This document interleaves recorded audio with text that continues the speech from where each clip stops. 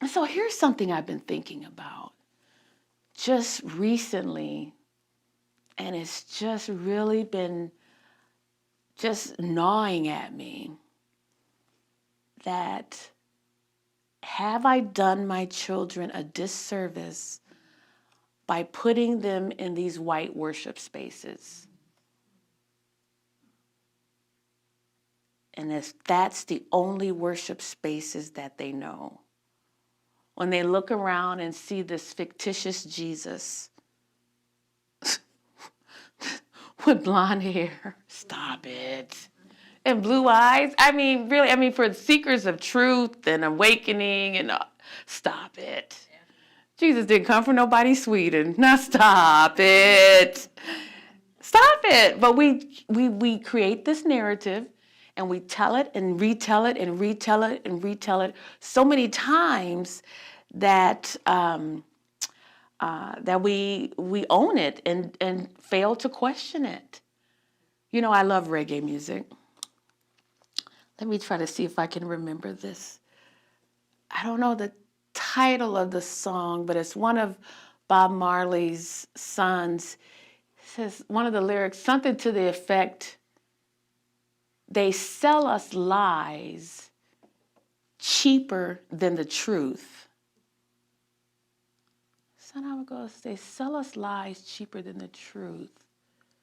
No, they sell us lies cheaper than bread. So what they do, they starve us of the truth. Yeah.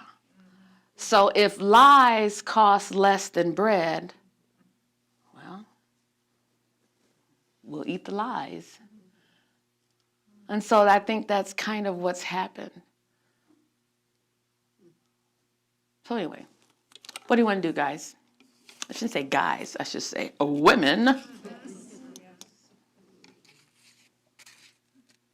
You want to ask some questions? Yes, Sister Joan. Yes, Pastor. Well, I'm thinking about faith. I walked into a class when I was in divinity school on liberation theology, Yeah. and it was Susan Welsh, nice white lady, doing that. And she said something that really hit me between the eyes that echoes in this book too, about that white middle-class people never do anything that they can't succeed at. I mean, I see that all the time. It's like people with enough money to bet a big trifecta, you know, and bet against all the other horses or something. Right. You know, or it's how capitalism works. A company doesn't want to invest without a stable government and a sure thing. But now it seems like a terrible weakness with the church in so troubled that the faith hasn't been in God. The faith has been somewhere else. Yeah. And I feel like she's trying to tell us something like that. Yeah. It's touched me before Yeah. about the depth of faith, the contribution of Black church to hope. A lot of us just don't have it. We just shut down if it doesn't go our way. Yeah. Yeah. I think it's part of that is that survival. And sometimes I find myself surviving. And it's like, how is this? Where is the Jesus who said, I've come that you might have life and have it more abundantly? Or some translations say life to the full. Where is that? And we have people that just, part of it is though that in some Black churches we are unable to question God. I like that she says, where were you, God, when Trayvon Martin was being murdered in the street? Where were you, God? When Atiana Jefferson was shot in her home, and I heard about that, that night I had a dream Dreams are weird, aren't they? So in saying that dreams are weird, I had a dream that I was at a bank meeting with some loan officers to get a loan for $12,000 so that I could get custom drapes. Anybody know anything about custom drapes? $12,000 is not going to go far. But I wanted some custom drapes that, I don't know what they were going to do, but you couldn't see through them, so you wouldn't be able to see like a silhouette or anything. And then that was a snippet of a dream. And the next dream, I was trying to find bulletproof glass. And, and I was telling somebody about it the next day, and they said, oh, I hate to burst your bubble, but there's no such thing as bulletproof glass, only bullet-resistant glass.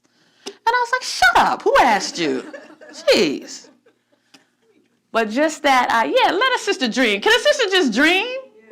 What's your dream? Why are you destroying my dream? Just that I took that to bed with me.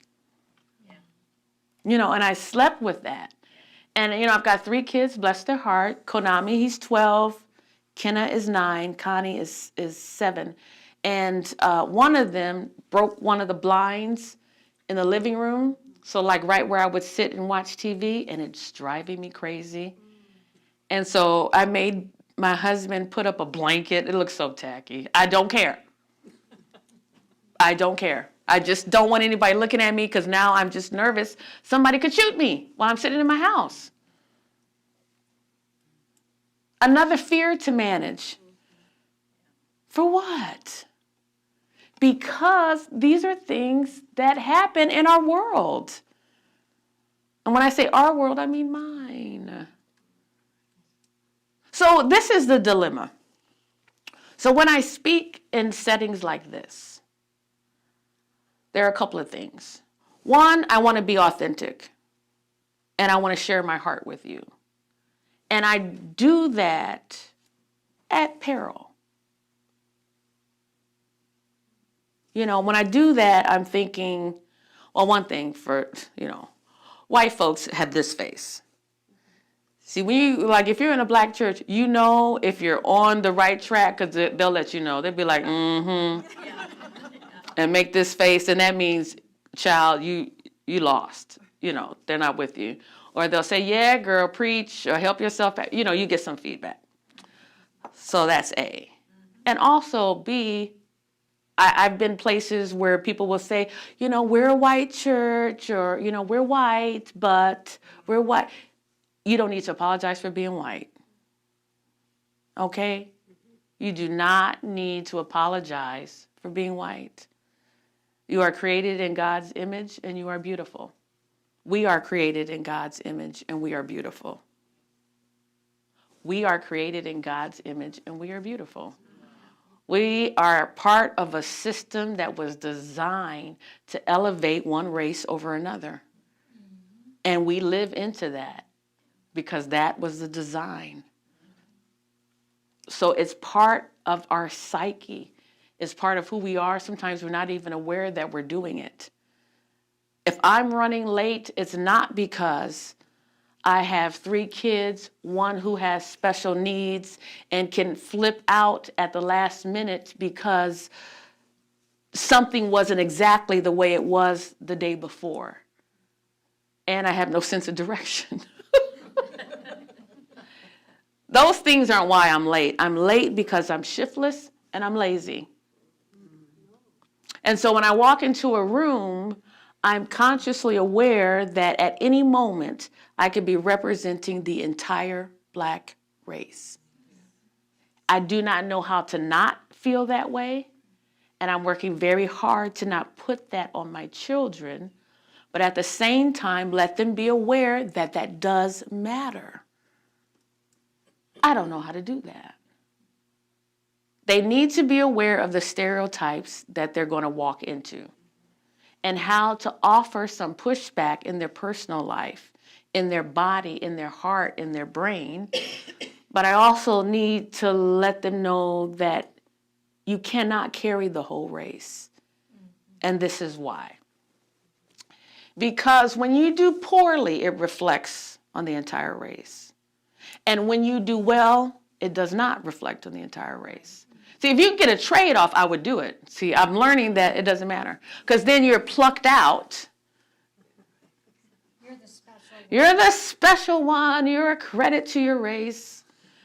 So now if I feel like saying ain't got no, then I just say ain't got no. If I feel like using proper grammar, I do. If I don't, I don't. Because sometimes it is very appropriate to say, in the interest of time, let us move to X or Y.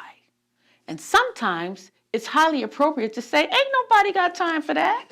And I just let it go. I do what it is when it's time to do what it is. And in that regard, I consider myself bilingual, and I go for it. It's my gift. It's my gift. And I just keep moving because I've tried so hard. And in some circles, I'm not white enough. In some circles, I'm not black enough. So what I'm trying to do now is just be Angie enough. Hey, hey.